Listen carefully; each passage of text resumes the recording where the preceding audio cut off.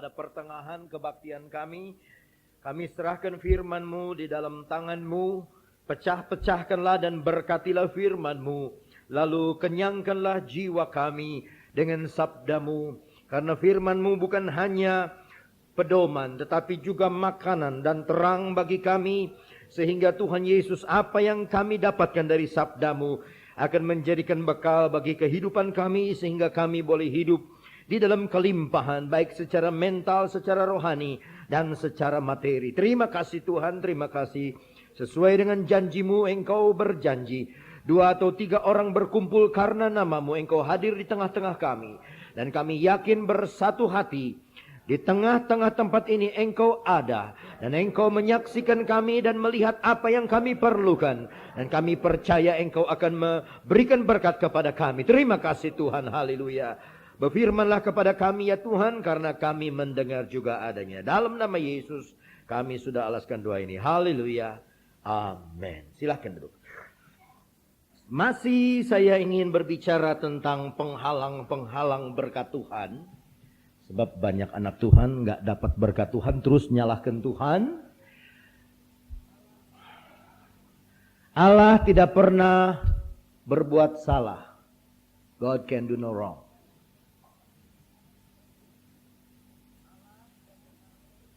Allah tidak pernah bersalah. Jadi kalau ada sesuatu, pasti kesalahan itu sama kita. Nah, saya ingin bicara sekarang tentang kesucian. Dan saya harap saudara-saudara ikuti baik-baik saudara-saudara kalau kita bicara tentang kesucian. Selalu orang pikir tidak berzina, tidak mencuri, tidak membunuh. Ya, hanya sampai di situ saja. Tapi kesucian itu luas. Kesucian itu luas dan dia masuk dalam segala aspek hidup kita manusia. Dan itu sebabnya kita akan lihat salah satunya musuh kita yang suka menyelinap dalam hati. 2 minggu lalu kita bicara dari iri hati. Iri hati menjauhkan kita dari berkat Allah. Dan pada malam hari ini kita akan lihat musuh yang lain yang kelihatannya sepele, tapi membuat kita tidak mendapat berkat Allah. Ibrani 12 ayat 14 sampai ayat yang ke-17. Hebrew 12, 14 to 17. Ibrani 12 ayat 14 sampai 17. Berusahalah hidup damai dengan semua orang. Dan kejarlah kekudusan. Haleluya. Ada amin saudara? Orang yang hobi kepada kekudusan akan kejarlah. Ya, itu kekudusan mesti dikejar. Sebab tanpa kekudusan atau kesucian tiada seorang pun akan melihat Tuhan. Tanpa kesucian seorang pun tidak bisa melihat Tuhan. Apalagi mimpi dapat berkat dari Tuhan. Mustahil. Kalau Tuhan memberkati orang yang hidupnya kotor, dia melawan firman Tuhan sendiri. Dia melawan janjinya. Kalau Tuhan ulurkan tangan kepada orang saudara-saudaraku yang berdosa, maka saudara-saudaraku Tuhan melawan janjinya. Saya bicara dari hal berkat khusus. Hujan itu berkat umum. Orang jahat kehujanan, orang baik kehujanan. Matahari berkat umum. Orang jahat kena matahari, orang baik kena matahari. Tapi yang saya bicarakan mengenai berkat khusus. Berkat yang berkelimpahan. Di mana saudara bisa hidup di dalamnya. Dan saudara memerlukan hidup di dalam kesucian. Sebab tanpa kekudusan, seorang pun, nobody, no one, tidak ada satupun. Tidak peduli dia pendeta ataupun nabi ataupun rasul.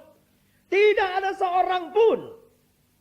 Tanpa kesucian bisa melihat Tuhan.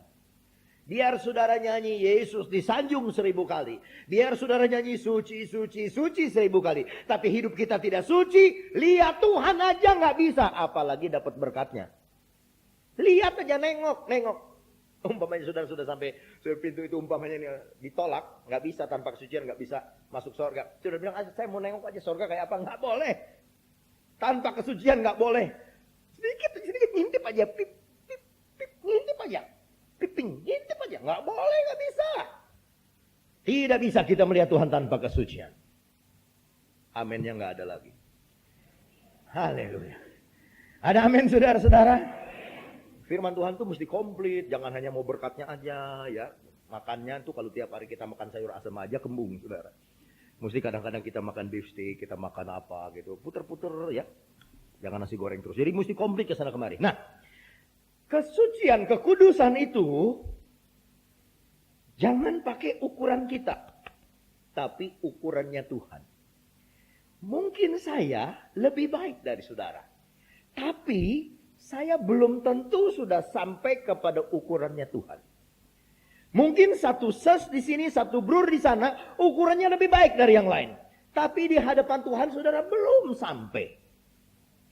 Saya selalu pakai istilah itu. Ilustrasi itu ada dua pemuda. Satu pendek, satu tinggi. Yang tinggi berkata, aku mau sekolah Akademi Militer Nasional. Saya punya badan tinggi, saya mau melamar jadi militer. Saya pasti diterima. Si pendek bilang, saya juga mau ikut. Saya juga mau menjadi militer. Oh, dia bilang tidak bisa. Kamu too short, kamu terlalu pendek. Gak bisa jadi militer. Gak bisa, gak bisa, gak bisa. Saya tinggi, aku bisa jadi militer. Wah, kamu jangan menghina saya dong. Biar saya pendek begini tuh, tapi badan saya kekar begini. Siapa tahu itu tentara memerlukan juga pasukan katak. Saya kan pendek begini cocok untuk pasukan katak. Tidak bisa, kamu pendek, saya tinggi. Wah, tapi ya kita coba saja. Dua-duanya masuk di sekolah akademi militer. Dites, tinggi. Dua-dua tidak diterima. Yang tinggi 163, yang pendek 160. Yang diterima 165. Dua-dua pulang kampung. Si tinggi bilang, wah kita nggak diterima. Iya kan kamu bilang katanya tinggi pasti diterima. Ya, dia tinggi dibandingkan dengan si pendek. Tapi dibandingkan dengan ukurannya, tuntutan militer tidak cukup. Jangan saudara bangga, saya lebih baik dari dia. Dia ngerokok, gua enggak. Tapi di tempat yang lain mungkin saudara. Di hadapan Tuhan belum sampai ke sana. Nah, jadi kekudusan jangan pakai ukuran kita, pakai ukurannya Tuhan. Nah, di dalam ayat ke-15, Tuhan berkata, jagalah supaya jangan ada seorang pun menjauhkan diri dari kasih karunia Allah. Agar jangan tumbuh akar yang pahit, bitterness, yang menimbulkan kerusuhan dan yang mencemarkan banyak orang. Jagalah supaya jangan ada seorang pun, termasuk saudara dan saya, menjauhkan diri dari kasih karunia Tuhan. Banyak orang Kristen begitu udah jadi Kristen sudah perangnya berhenti, udah. Puji Tuhan saya sudah selamat, satu kali saya akan masuk ke surga, haleluya, puji Tuhan, amin. Tapi lupa ada ayat yang berbunyi, kerjakanlah selamatmu dengan takut dan gentar. Kerjakanlah keselamatan kita dengan kesucian, kekudusan. Nah, salah satunya yang kelihatan remeh itu adalah akar yang pahit. Yang tumbuh, agar jangan tumbuh akar yang pahit, yang menimbulkan kerusuhan dan yang mencemarkan banyak orang. Saya mau kasih tahu apa itu akar yang pahit. Kalau akarnya pahit, nah sekarang ini, kalau ini akarnya adalah akar pohon apokat, batangnya disebut batang pohon apokat, cabangnya disebut cabang pohon apokat, daunnya disebut daun apokat, dan buahnya disebut buah apokat. Tapi dimulai dari akar apokat. Kalau itu akar adalah akar pohon duren, akarnya disebut akar duren, batangnya disebut pohon duren, cabangnya disebut cabang duren, carangnya disebut carang duren, daunnya disebut daun duren, buahnya disebut buah duren. Tidak mungkin saudara-saudaraku punya akarnya akar tomat, batangnya batang mangga, cabangnya cabang cabe, dan daunnya daun pepaya, buahnya buah pisang. Nggak mungkin saudara-saudaraku. Akar akan terus bertumbuh sampai dia jadi buah. Kalau akar itu namanya akar pahit, batangnya batang pahit, cabangnya cabang pahit, daunnya daun yang pahit, dan buahnya juga buah yang pahit. Kalau saudara-saudara dalam hidup saudara ada akar pahit, iri hati dipelihara terus, itu bisa jadi akar pahit sama seseorang. Maka akhirnya akar pahit ini membuat kerusuhan. Dia menghancurkan diri saudara sendiri, dan akhirnya keluar buah yang pahit. Nggak ada berkat. Semuanya pahit.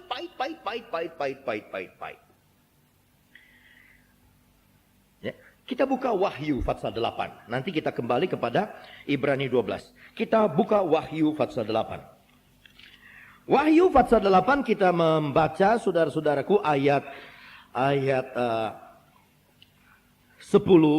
dan 11. Revelation 8, 10 and 11.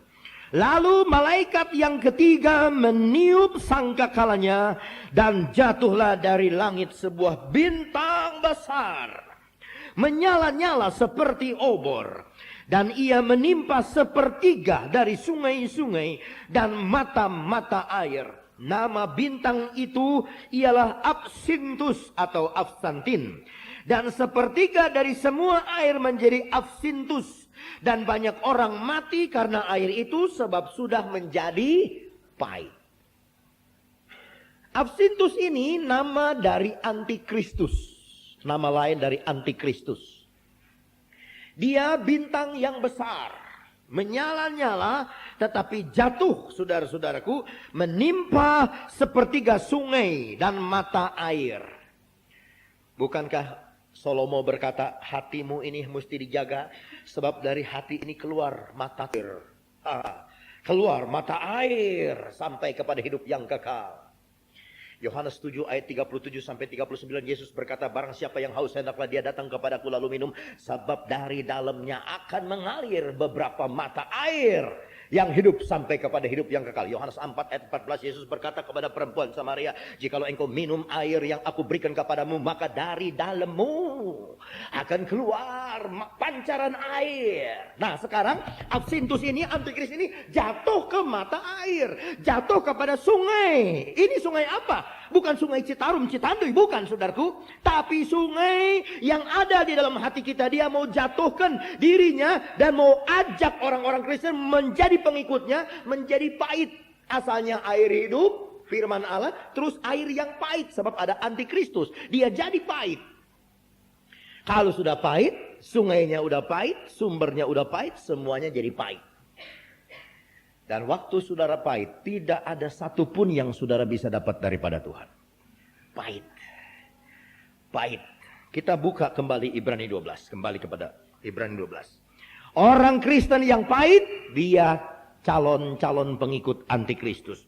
Orang Kristen yang benci, pahit, itu calon-calon Antikristus. Orang Manado suka minum saguer. Saguer kalau waktu dipetik, diambil, saudaraku, disadap baru-baru. Waduh, manisnya sedap. Apalagi katanya kalau minum saguer setelah makan RW. Setelah makan RW minum saguer di bawah pohon kelapa. Buka baju, suar-suar. Sedap, suar-suar. Mertua lewat tidak kelihatan. Pada waktu saudara-saudaraku sudah makan minum saguer, tapi yang manis. Saguer ini disimpan 1 hari kurang manis. Simpan 2 hari kurang manis. Simpan 3 hari mulai kecut. Simpan 1 minggu jadi cuka. Oh saudaraku mungkin sudah berkata, saya nggak apa-apa sama dia, paling saya kurang antipati. Mula-mula antipati terus nggak senang, habis nggak senang terus benci, udah benci. Lama-lama kalau saudara pelihara jadi pahit. Dan pada waktu saudara jadi pahit, berkat tidak ada daripada Tuhan.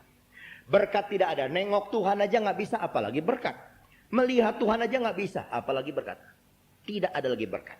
Nah, kita lihat dari Ibrani 12 ayat 15 tadi.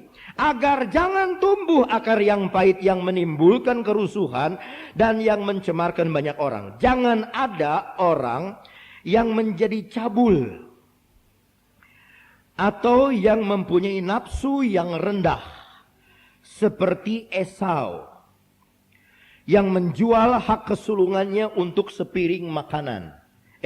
Esau tidak berzina. Esau tidak cabul. Dia hanya jual hak kesulungan. Tapi di pemandangan Allah, dosa ini sama najisnya, kotornya dengan cabul, kecabulan, dan perbuatan berzina. Kepahitan sama dengan kalau saudara berzina. Akar pahit sama jikalau saudara berbuat cabul. Akar pahit sama dengan naluri rendah. Udah dong, stop. Jangan minjemin lagi itu film-film X3.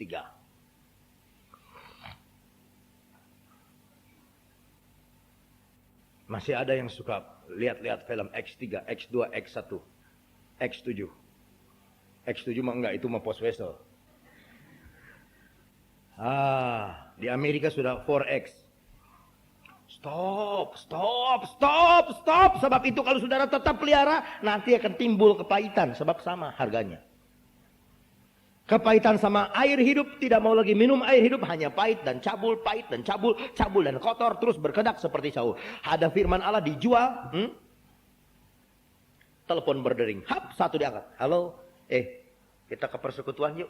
Baru dia ngomong, tring, ini telepon yang saya benar. Halo, kita ke sana yuk. Waduh, ada begini, ayo. Mulai mana pilih?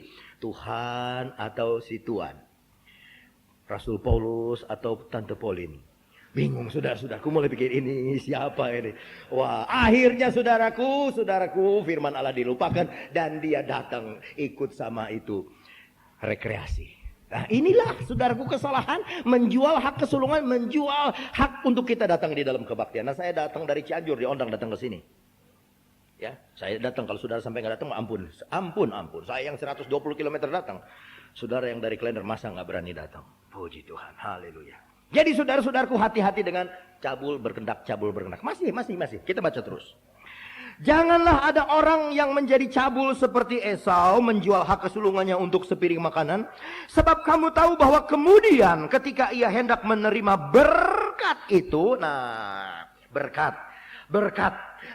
Ketika dia pikir dia bakal dapat berkat, ketika dia punya pikiran, dia punya pendapat, in his opinion that he's gonna get the blessing, karena dia punya pikiran dia akan mendapatkan berkat, lalu dia siap-siap datang sama papanya, Pak, saya ingin mendapatkan hak kesulungan, Pak.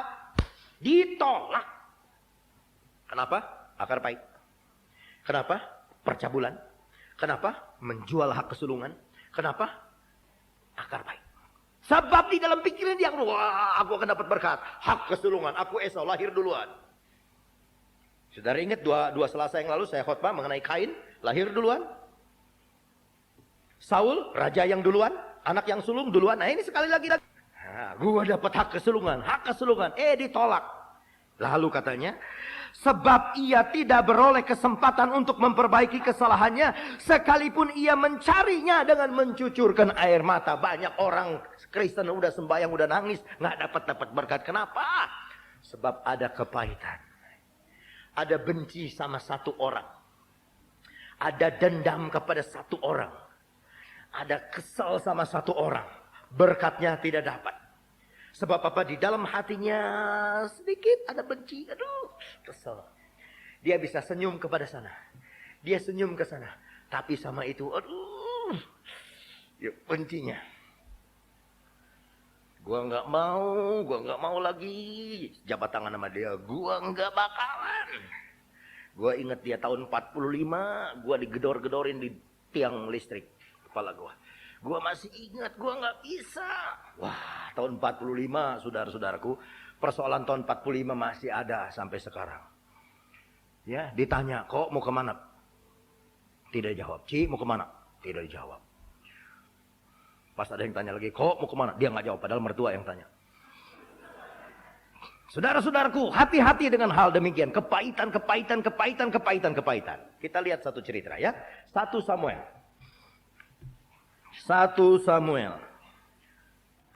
Pasal pertama. Buku yang ke-9.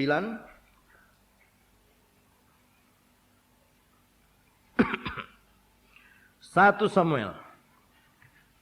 9 angka kelimpahan, angka berkat. Dan saudara akan lihat bagaimana satu orang bisa mendapat berkat. Ada seorang laki-laki dari Ramataim Zofim, pegunungan Efraim, namanya Elkana bin Yeroham bin Elihu bin Tohu bin Zuf bin Awandatu. Seorang Efraim. Saya tes saudara ini ngantuk apa tidak? Haleluya. Orang ini mempunyai 2 istri. Yang seorang bernama Hana dan yang lain bernama Penina. Penina mempunyai anak tetapi Hana tidak. Orang itu dari tahun ke tahun pergi meninggalkan kotanya untuk sujud menyembah dan mempersembahkan korban kepada Tuhan semesta alam di Silo. Di sana yang menjadi imam Tuhan ialah kedua anak Eli, Hofni dan Pinehas. Pada hari Elkana mempersembahkan korban, diberikannya lah kepada Penina istrinya dan kepada semua anaknya yang laki-laki dan perempuan masing-masing sebagian. Meskipun ia mengasihi Hana, ia memberikan kepada Hana hanya 1 bagian, sebab Tuhan telah menutup kandungannya. Tetapi madunya selalu menyakiti hatinya supaya ia gusar karena Tuhan telah menutup kandungannya. Demikianlah terjadi dari tahun ke tahun. Setiap kali Hana pergi ke rumah Tuhan, Penina menyakiti hati Hana sehingga ia menangis dan tidak mau makan. Lalu Elkana suaminya berkata kepadanya, Hana, mengapa engkau menangis dan mengapa engkau tidak mau makan? Mengapa hatimu sedih? Bukankah aku lebih berharga bagimu daripada 10 anak laki-laki?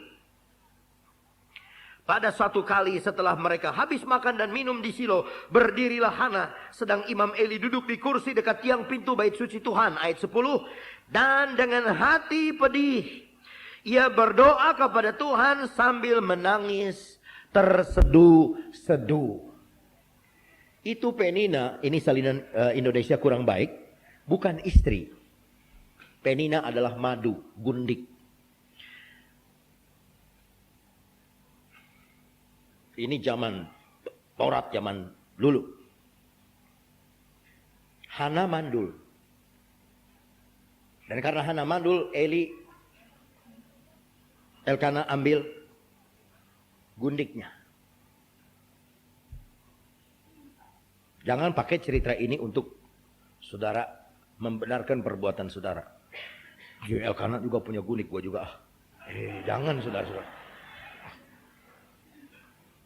Sekali lagi ini pada zaman ketika kekerasan hati orang-orang Israel. Sampai Musa mencanangkan memberikan itu surat talak. Padahal kata Yesus kepada orang Farisi, pada mulanya tidak demikian. Nah ini keadaan, kita ambil pelajaran. Karena ada 1 gundik rumah tangga ini ribut terus ribut. Ribut terus ribut. Dan Hana mandul. Hana adalah akan kita dudukan sebagai diri kita sendiri yang sedang mencari berkat. Anak itu kita lambangkan berkat. Hana ingin berkat. Hana ingin mengandung berkat, ingin melahirkan berkat, ingin mendapat berkat. Tetapi tidak dapat. Dia ingin punya anak, tapi 2 kali ada ayat berkata, Tuhan menutup kandungannya. Nah mesti ada sebabnya kenapa Tuhan menutup kandungan Hana. Kenapa gundiknya dibuka? Mesti ada sebabnya. Dan kalau kita perhatikan tadi, Hana saudaraku, lama-lama diolok dihina, timbul kepahitan. Timbul kepahitan dari tahun ke tahun sembahyang di Silo, dari tahun ke tahun sembahyang di Silo, tidak pernah ada jawaban. Sebab sembahyang dengan gregetan. Oh Tuhan, berkati rumah tangga saya. Dan jangan lupa Tuhan, supaya si Penina itu kalau bisa, lekas-lekas Tuhan angkat nyawanya. Sebab saya istri yang sah menurut undang-undang dan catatan sipil. Tidak, saudara-saudaraku. Kalau begitu, saudaraku, dia punya berdoa tidak akan mendapat berkat. Dan memang dia berdoa begitu sebab apa? Kepahitan demi kepahitan. Nah, Penina tambah jadi. Iya. Udah centil. Gua tambah jadi. Gua punya anak lu enggak, gua punya anak lu enggak. Gua udah ada si Broce, udah ada si Boyce. Lu cek-ceknya juga enggak ada. Aku punya Bronce, aku punya Boyce, aku tidak ada cece. Kenapa? Wah, terus diolok. Tambah sakit hati, tambah pahit. Dan kalau saudara membaca ayat yang ke-7, demikian terjadi dari tahun ke tahun. Setiap kali Hana pergi ke rumah Tuhan, setiap kali ke kebaktian, setiap kali ke rumah Tuhan, Penina menyakiti hati Hana. Memang Alkitab jujur, dia katakan Penina ini yang jadi biang keladinya, biang keroknya. Dia ngolok terus, nyakitin hati. Kalau ada si anaknya dijemput, cup sayang, si Buyung, yuk sayang, ku timang si Buyung, aduh sini sayang, anak-anakku yang cakep-cakep, yang ganteng-ganteng, kesayangan papa, Hana nggak punya anak, dongkol. Sakit hati saudara-saudaraku. Lalu sehingga ia menangis dan tidak mau makan. Nah nangisnya ayat 7 dan nangisnya ayat 10 lain. Nangis ayat 7 itu nangis jengkel, nangis gemes, nangis dendam, nangis pahit. Dan karena marah dia nggak mau makan. Saudara siap-siap saja kalau lihat istri saudara tidak mau makan, tetapi tersenyum, itu puasa. Tapi kalau saudara punya istri tidak mau makan, tapi cemberut, itu cemburuan. Itu lagi marah. Sebab diminta dibeliin Honda Accord yang dibeliin Bajaj. Hati-hati saudara-saudaraku. Kalau dia udah mulai nggak mau makan, tapi bukan puasa cemberut. Sebab kalau puasa nggak bisa cemberut, batal. Buat apa saudaraku puasa kalau cemberut? Ya, kalau sudah cemberut, terus pasang iklan di sini. Hormati orang yang berpuasa. Aduh, kalau dibuka iklan, keringin bibir.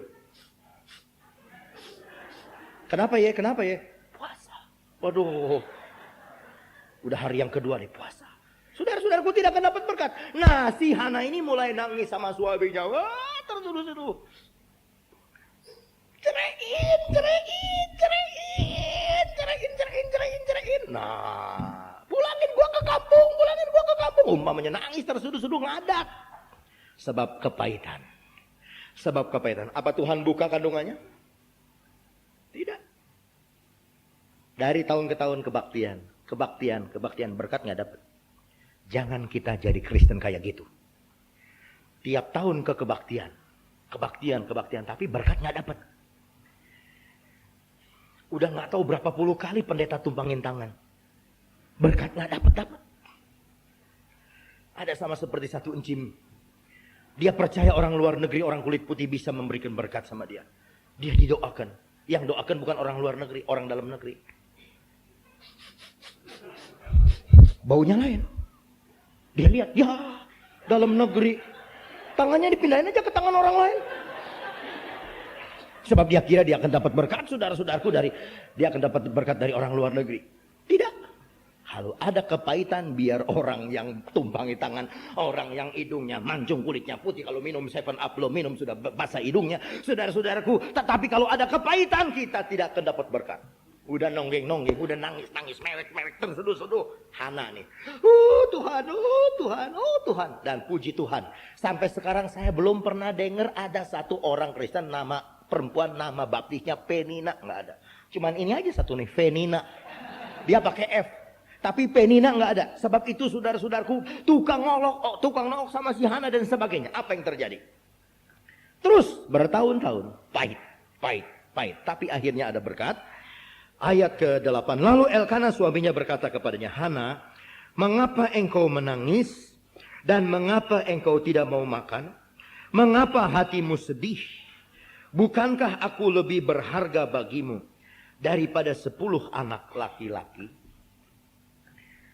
Ini Elkana pinter rayuan gombalnya, saudara-saudara. Aduh, coba saudara-saudara pria-pria, suami-suami, coba lakukan ini, ngomong begini. Enak sekali. Hana, ya. Saudara boleh ganti dengan Meichen, Meiniang dan Xiaochen, Xiaoniang. Mengapa engkau menangis dan mengapa engkau tidak mau makan? Mengapa hatimu sedih? Bukankah aku lebih berharga bagimu daripada 10 anak laki-laki? Iya, tapi lu kawin lagi. Nah, saudara-saudaraku, kita lihat di sini. Kepahitan tidak mendatangkan berkat. Tangisan tidak mendatangkan berkat. Walaupun kita sudah sembahyang ke gereja, pulang pergi. Kalau ada kepahitan, dendam sama satu orang, nggak bisa ada berkat. Saudara tumpangi tangan oleh pendeta, tidak ada berkat, masih ada kepahitan. Diuel-uel sudah, nggak ada berkat sebab masih ada kepahitan. Hati-hati saudara-saudara. Tetapi kalau saudara-saudara ada kebebasan hati, Tuhan akan memberkati. Perhatikan ayat 9. Pada suatu kali, tentu ini sudah ada satu proses yang lama. Pada suatu kali, sudah ada tenggang waktu yang cukup lama. Akhirnya Hana sadar kesalahan dia. Setelah mereka habis makan dan minum di Silo. Berarti dengan istri mudanya juga, dengan si gundiknya ini juga makan bersama-sama. Hana tidak lagi marah. Hana sudah pasrah, Hana tidak ada lagi kepahitan. Tetapi Hana berdiri. Sedang Imam Eli duduk di kursi dekat tiang pintu bait suci Tuhan. Dan dengan hati pedih atau terharu, ia berdoa kepada Tuhan sambil menangis tersedih-sedih. Nah, lain saudara di sini. Ini nangisnya lain. Dia mulai lampiaskan, lepaskan itu bendungan yang sudah membendung dia beberapa tahun lamanya dengan satu batu yang bernama kepahitan. Sehingga dia tidak lagi berdoa kepada Tuhan tetapi sama suami. Nangis sama suami. Banyak istri-istri mulai harapkan suami daripada Tuhan. Sedikit-sedikit main man, sedikit-sedikit my husband, sedikit-sedikit main man, sedikit-sedikit my husband, sedikit-sedikit laki gue. Tidak lagi Tuhan. Kalau istri-istri sudah mengharapkan suami lebih daripada Tuhan,